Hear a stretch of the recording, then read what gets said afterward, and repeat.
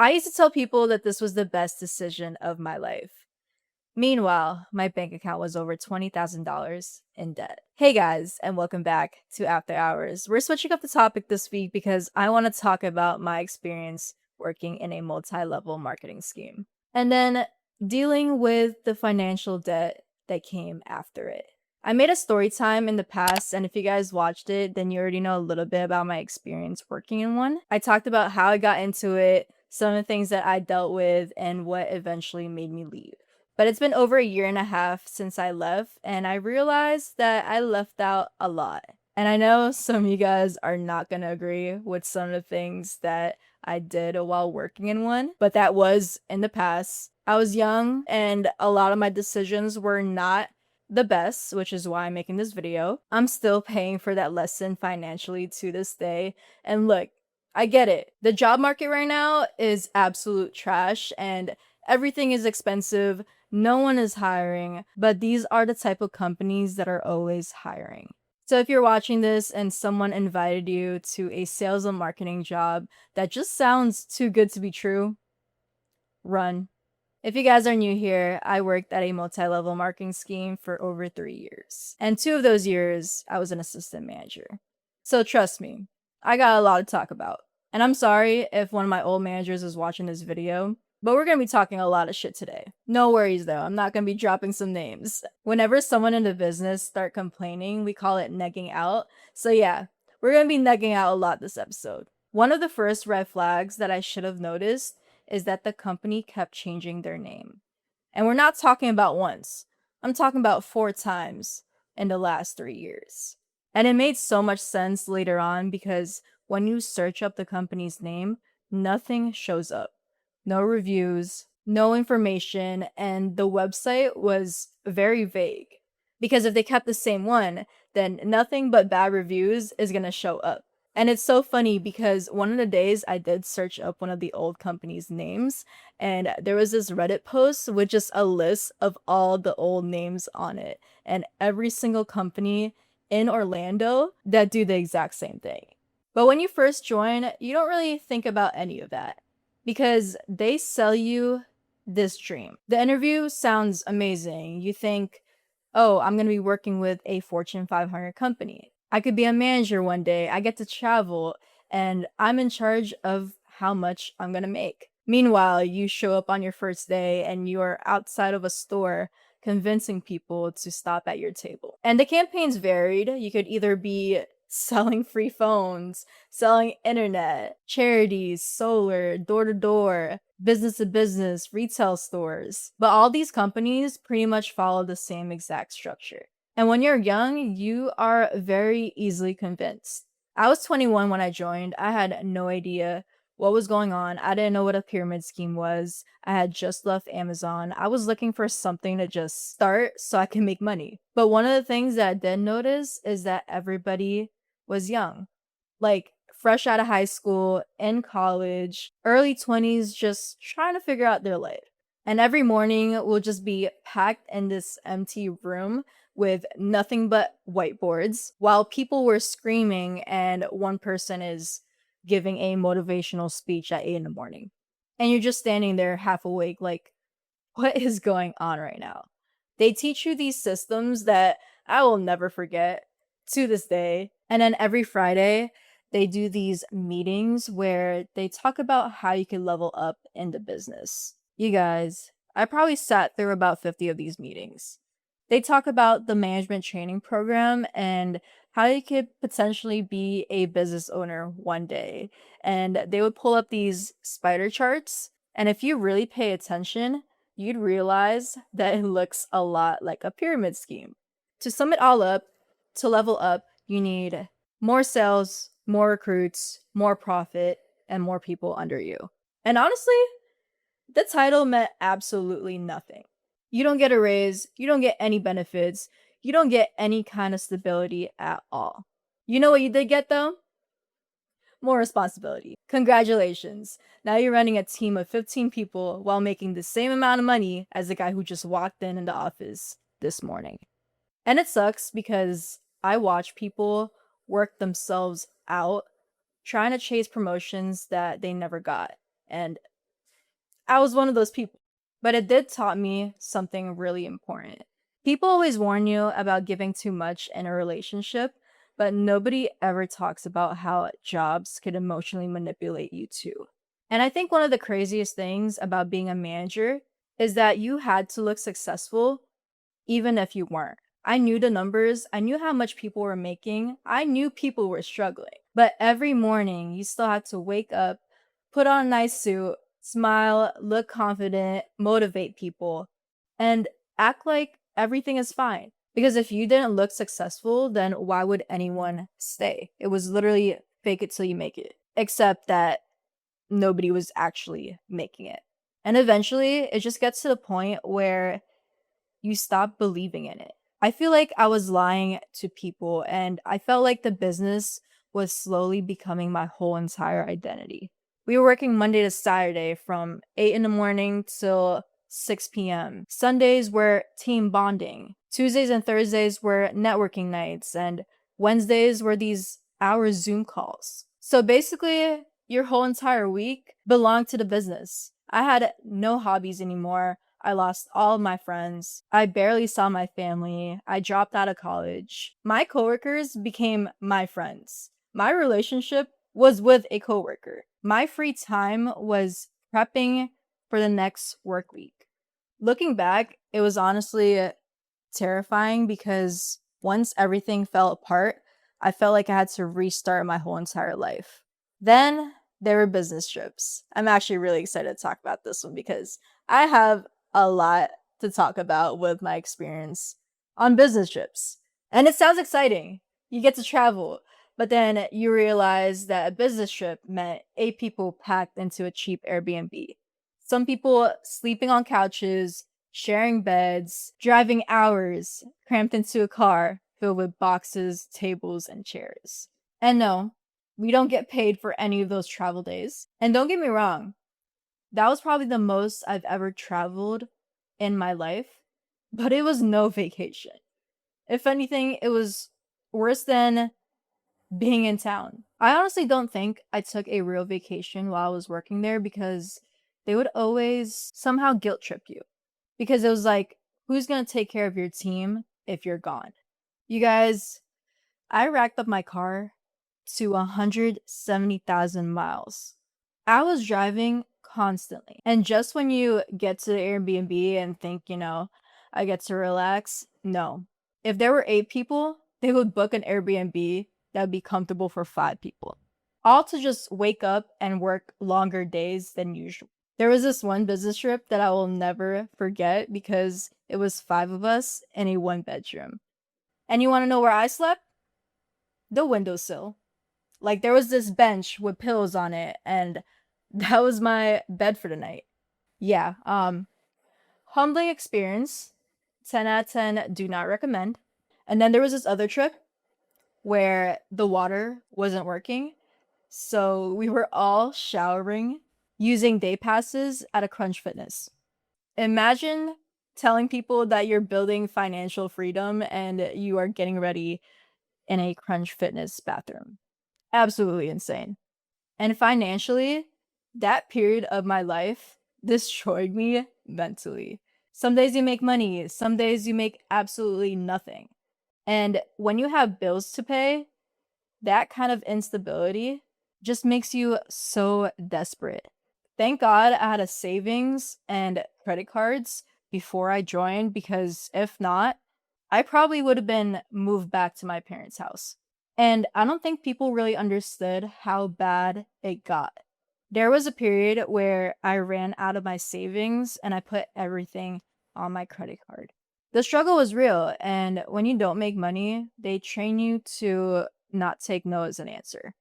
You gotta learn every objection, to keep pushing, to keep pitching. And honestly, at some point, you just become annoying. Like, girl, I was really out here harassing people in a grocery store, trying to get them a free phone.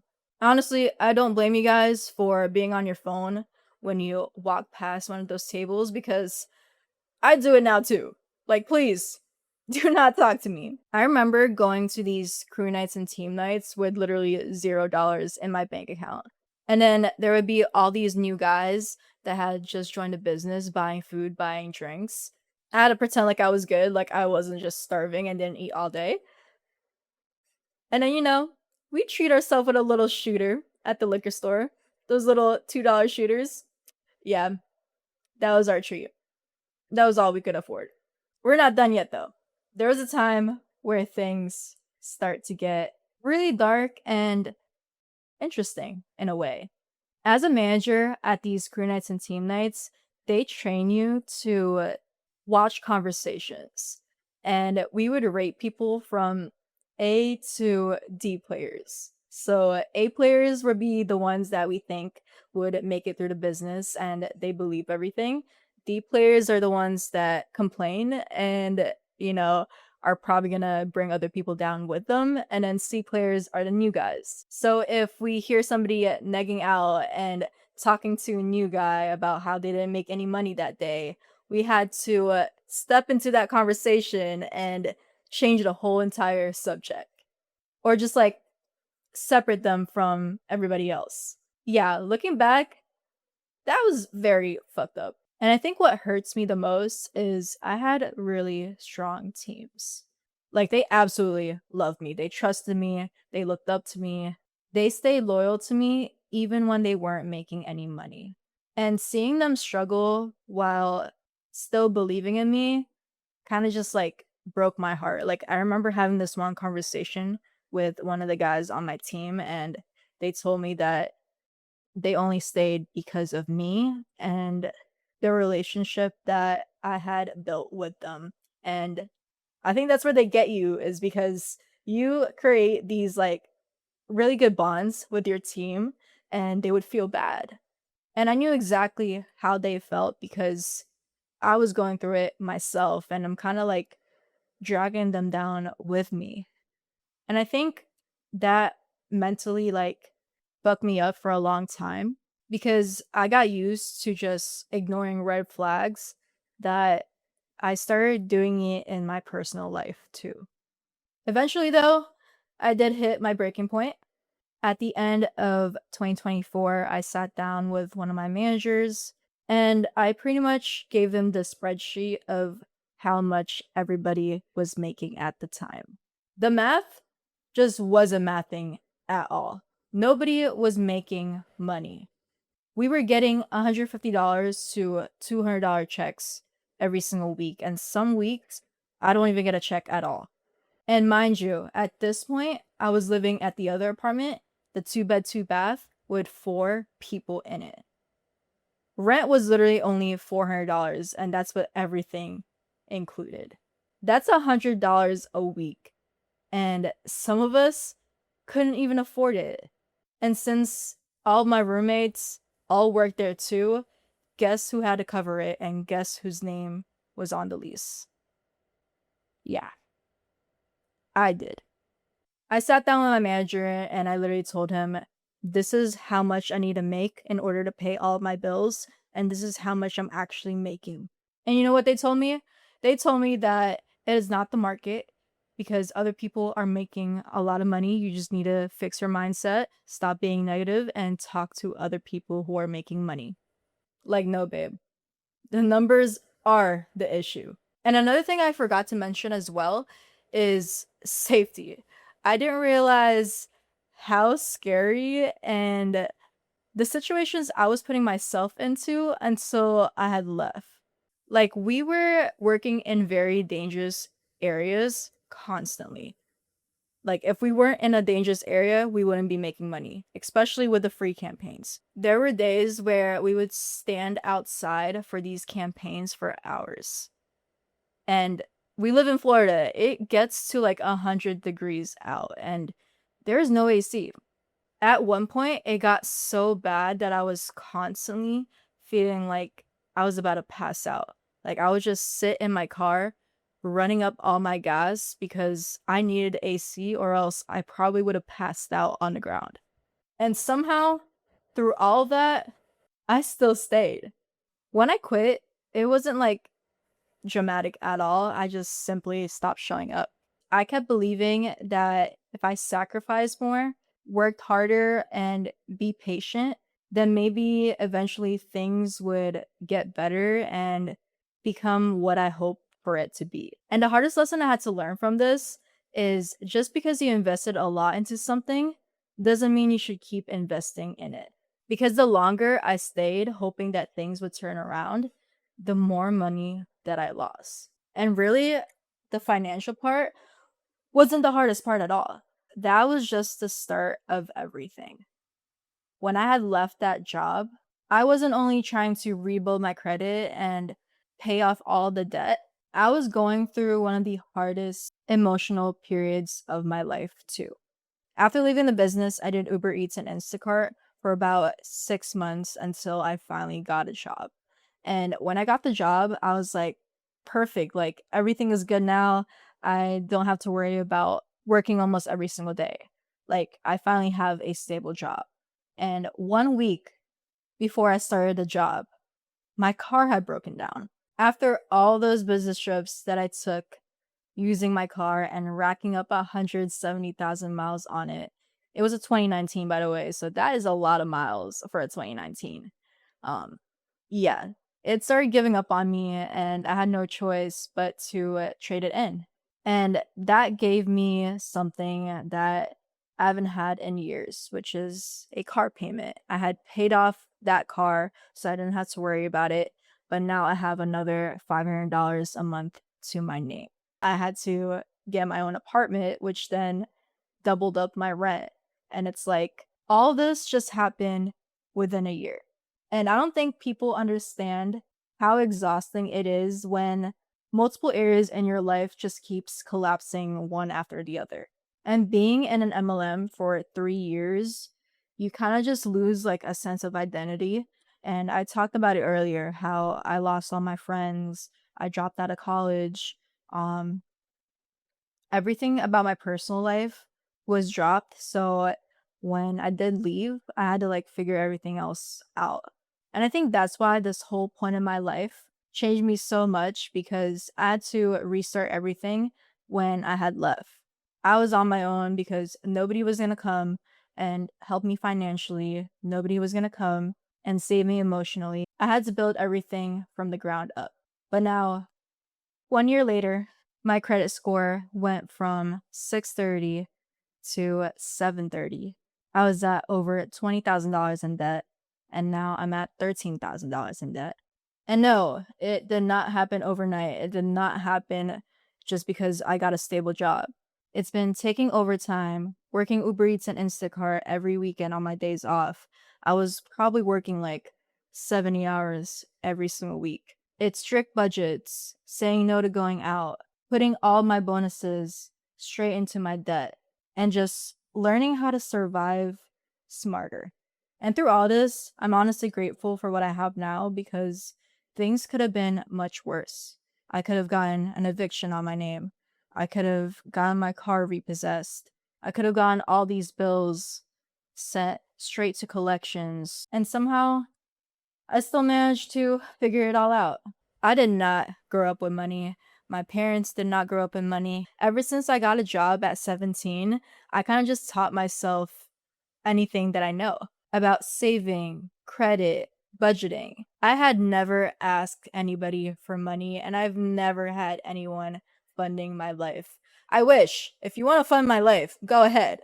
But growing up, yeah, I was taught to always get my life together and get my shit together and have my own money. For the first time in a very long time, my life is actually starting to become real. It's not perfect and it's not easy, but it's real. And with that, we're going to end the episode here. I hope you guys enjoyed it. Thank you guys for listening. If you enjoyed it, make sure to leave a like, subscribe to the channel if you haven't already. If you guys have any suggestions on what you guys want me to talk about, maybe some questions about my experience in the MLM, or maybe you guys had joined one and had some questions about management. I knew a little too much about that whole program. I'm the type of girl to like do research on everything. So you best bet I was researching everything while I was in there. I'll see you guys all next week. Bye, guys.